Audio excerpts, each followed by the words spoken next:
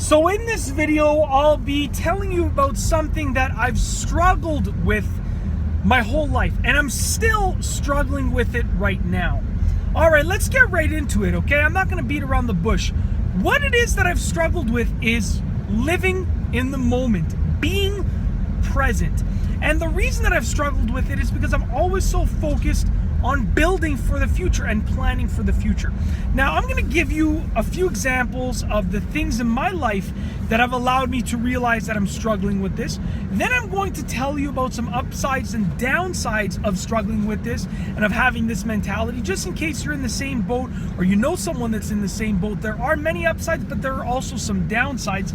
And then I'm going to tell you how I cope with it currently and what I'm doing to deal with that currently, okay? Now let's get right to it. So some examples in my life. It started off when I was a kid, okay? And I was a young boy. I loved playing video games, but I noticed that I wouldn't like playing video games at all that weren't focused on a goal. And I'm talking about back in the day, there were some multiplayer video games that were like sports related or racing related, let's say, that didn't really have a goal other than winning that one match against your friend. And that was the only goal. So it's a sports game, it's a racing game, and you just have to win that one match against your friend. And I never liked playing those games because after that match was done and I won that match, that's it. The goal was achieved, and that was basically it. The goals were very small, and they were more focused about the present and right now.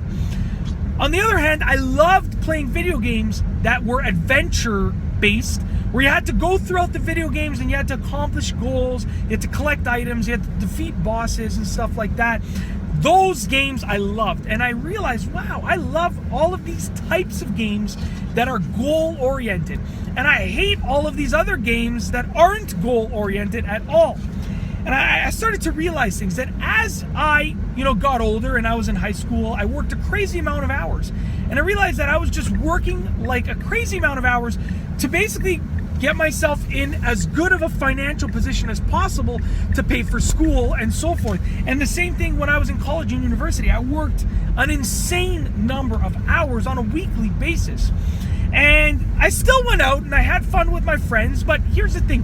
When I went out with my friends, the goal was to build memories with them.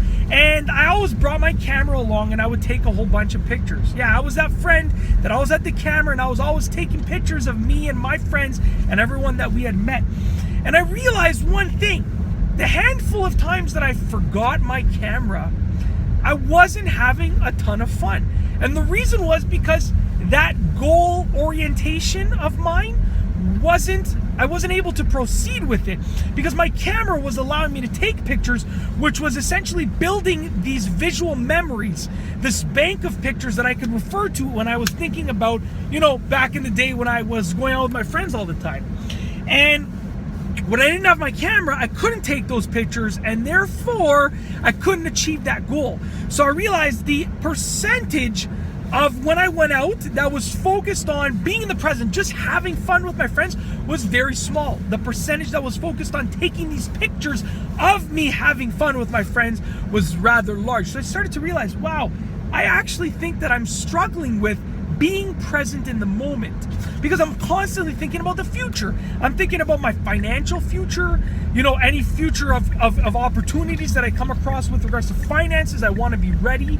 You know what? I'm thinking about looking back at these pictures, that kind of future, like my future of memory of the past. I was always thinking about the future. So I realized that I really had trouble being in the present. I would go for walks, and the main focus of the walk was to achieve that goal, to get to that certain destination in a certain amount of time. And by doing that, I missed the roses. I didn't stop and smell the roses. I instead flew by them as I was walking really quickly because I had a goal in mind. So I started to realize through all of these things that I really am struggling with being in the present, just being a quote-unquote, just a living, breathing human being. Another thing that I noticed, and I know I'm giving you a lot of examples, but these are all related to this struggle, okay? When I was watching TV, I couldn't just put on a TV show and just watch a rerun of a sitcom that I had seen before. I always had to either watch a new episode that was airing for a show that I'm currently watching. It always had to be a new episode, so I was accomplishing a goal of moving further in a TV series. Or if I was watching reruns, it was basically I was starting from season 1 and I was just watching the reruns in order to accomplish that goal of rewatching everything. Or if I was watching a rerun of a show that I've watched many times, then what I would be doing is I would be working on my computer or on my cell phone as I was watching the rerun. So the goal was actually just to keep my mind entertained as I did work. And all of these things allowed me to realize that I really do struggle with just being present in the moment, not thinking about a goal, not thinking about the future. So now let's get to the upsides and downsides, okay? Because I spent quite a bit of time giving you some examples. There are many upsides to constantly setting goals and constantly thinking about the future. There are, I would say, it's like 95% upsides and 5% downsides. So let me go over the upsides. Financially, if you're always thinking about the future, you're not going to get yourself in significant debt. You're always going to be, saving more money than you're spending, increasing your income. You're going to be financially okay if you're constantly, truly setting goals about the future. You're going to set goals that are related to finance. There's almost no doubt in my mind. And you're going to be financially okay? You're going to be prepared for pretty much anything that comes your way. You're going to be prepared for any bad things and good things, opportunities or any hindrances that come your way. Whether it's helping you or hindering you, you're going to be prepared for it, okay? Those are the upsides. You're going to be set. You're going to build a life that you love much earlier than the people you know. I'm 30 years old right now, and I have built a great life for myself that I can say I'm truly happy with my life. And by the time that I'm 35, if the goals that I've set if I've accomplished them all, or even if I come close to accomplishing them all in the next 5 years, by the time I'm 35, I'll have built an extraordinary life that I truly love, filled with things that I love, okay? Many different things that I love I will have in my life, and I currently do have in my life. So those are the upsides. You're going to build a great life. You're going to be prepared for anything. You're going to be financially better than good, okay? Now, on the other side, the downsides are that you realize that you miss certain moments. So certain times when there's a moment and you're thinking about the future, you miss it. So certain times when I went out with my friends, when I was just focused on work the next day or my exam or whatever the case was, I missed some of the moments. Now, thankfully, like I said, I caught it on camera. That's one of the upsides. But I missed the emotional interaction of that moment. I have the memory, the visual memory I have as a picture, but I missed the emotional part of being present in the moment, okay? Now, so those are the upsides and the downsides. Now, here's what I do to cope with it now and to make it work more in my favor. Like I said, all of the goals, the goal setting, the building for the future, that's all incredible stuff. It has served me so well, and I'm so grateful for having this mindset. I am so grateful for it. I don't want to seem ever like I'm complaining about it, because I am thankful that I was sort of wired this way and that I've built this mindset, this mind frame, and it's served me so well over the last 30 years of my life.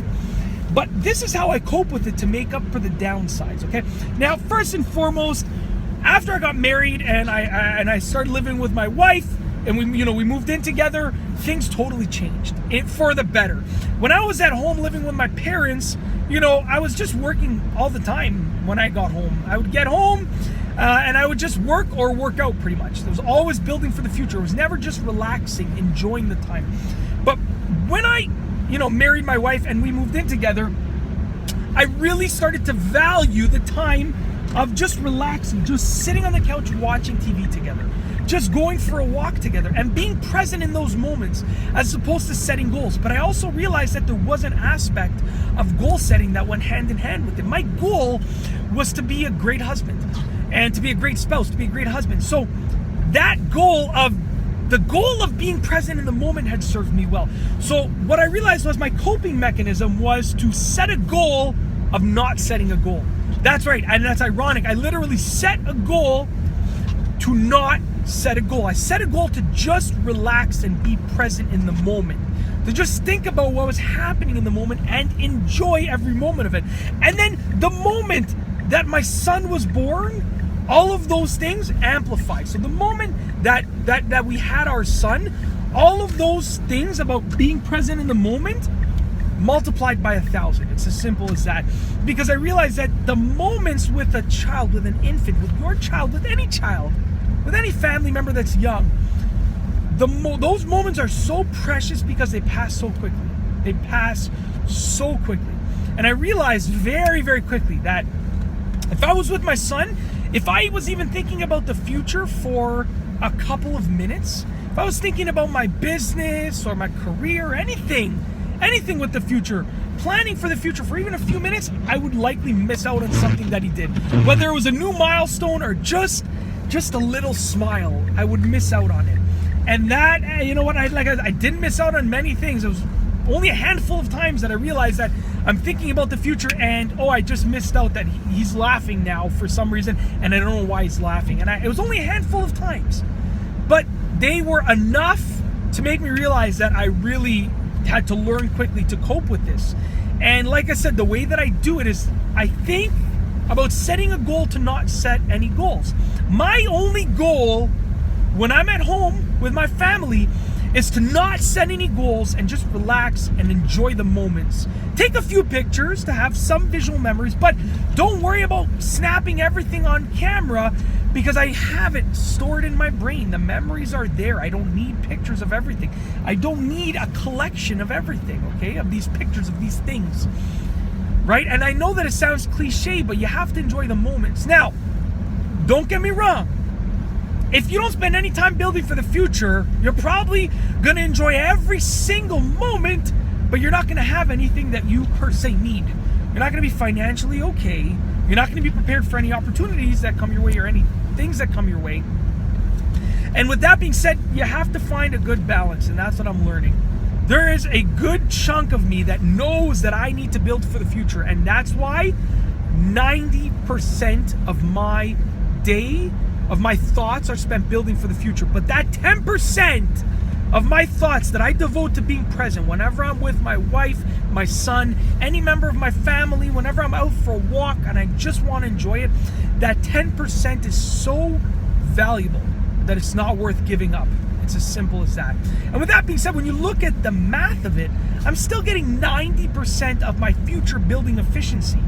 But the 10% that I'm devoting to being present in the moment is so worth it. So what I'm telling you to do is think about a few things, 3, 4, 5 things that you truly want to be present in the moment with them, with the people, with the things that you're doing. And when you think about those things, make a conscious, concerted effort to be present in the moment. And your only goal, because if you're like me and you have to set goals, your only goal should be to not set any other goals other than relaxing, enjoying it, being present in the moment, okay? And that's my little mini story. Now, I don't even know if I would call it a true struggle because it's not really a bad thing. Having this mentality of building for the future constantly is not necessarily a bad thing, but it is a struggle because it's something that I had to work on to overcome. So it's one of my struggles. I know that I can't rightfully call it a struggle because it's nothing in comparison to the true struggles that people are going through. But I do have to say that it is a struggle, but it comes with so many upsides. So if you are in the same position or a very similar position where you're driven, you're ambitious, you're a goal setter, you want to set these goals, you want to accomplish amazing things in life, that is incredible. It is an incredible mindset and mentality to have, and it will serve you so well for so long. I promise you that. You'll build a great life that brings you true happiness all the time because you'll set a goal of being happy and you can build that happiness. But there are times in life, take it from me, because I'm 30 and it took me a little bit of time to realize this. There are times in life in which it is so important to be present, to relax, to enjoy the moment, to figuratively and literally stop and smell the roses instead of zooming past them. And when you encounter those times that are precious to you, that are precious to your family members, that are precious to everything that's important to you, take advantage of those times, relax, be present, and enjoy them. And that's basically it. That is my little mini story about something that I've struggled with, the upsides, the downsides of it, the examples, and how I've learned to overcome it. I hope that you've enjoyed this video. Be sure to give it a thumbs up if you liked it. Let me know down below as a comment, what do you think? Have you struggled with this before? Have you overcome it? What have you done to help yourself with it? Let me know as a comment down below. And of course, be sure to subscribe for more great car and driving videos. Sorry, that's actually a habit. This isn't a car and driving video. This is just a little video. So sorry about that. Be sure to subscribe for more great videos just like this one. And that's all I have for you today. Thanks for watching.